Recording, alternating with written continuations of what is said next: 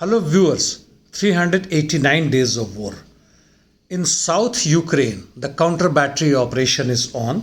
Russians are concentrating in Zaporizhia region, especially towards Huliai direction. ISW claims that the Russians are building defense around Crimea. Preparation of a spring campaign? Well, coming to north, the Russian forces continue their attacks in Kupiansk-Swatovo Kremina line.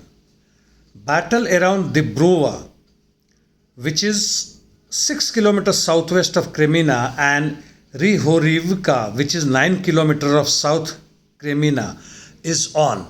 Towards Oskil River, west of it, Ryanikivka, 17 kilometers northwest of Kupiansk, which was taken over by the Russians. They are trying to spread further, and Ukrainian forces have withdrawn west of this river.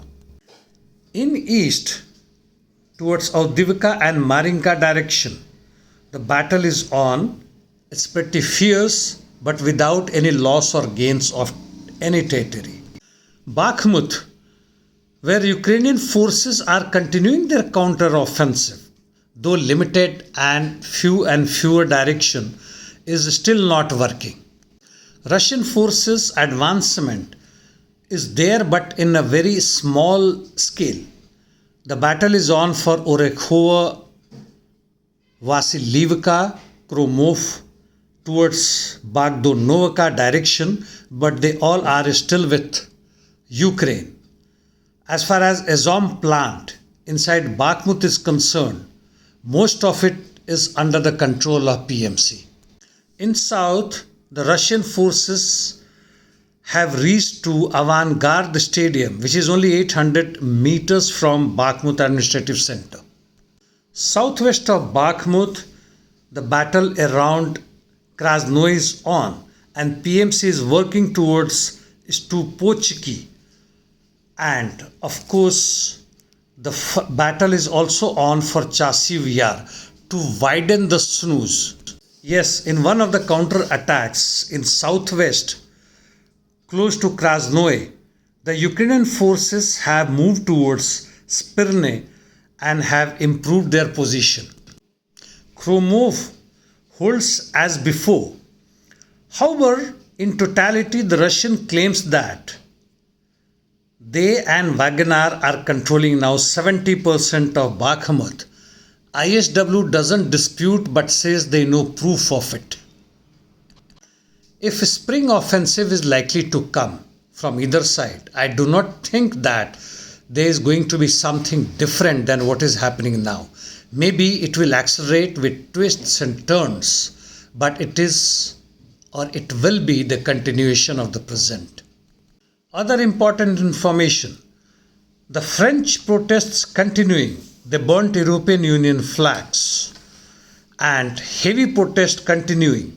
In fact, France is burning alongside the police atrocities. In India, in northern side, one of the biggest province, Uttar Pradesh, the electricity workers have gone on a huge strike, and counter-state repression has started immediately.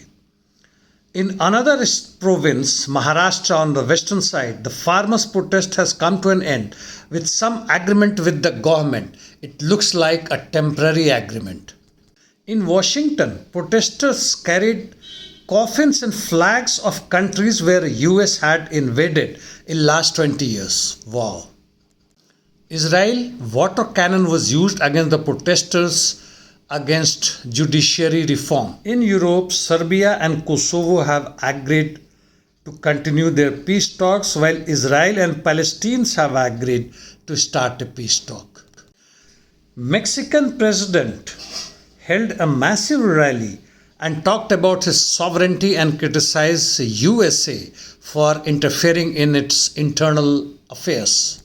Does US interferes in internal affairs of other sovereign countries? Yes, to preserve democracy, and has started again drone activities in Black Sea.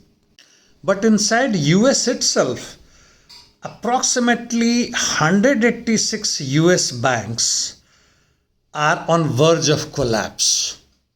I have a question for myself and of course you. Does technology, that is superior technology, arm some nations, weapon systems, electronic warfare, psychological and information warfare, win the war? To me, it seems yes, they do help, but actually, it's the people who win the war. Vietnam, Afghanistan, latter one, of course, has gone into a wrong direction. But well, thank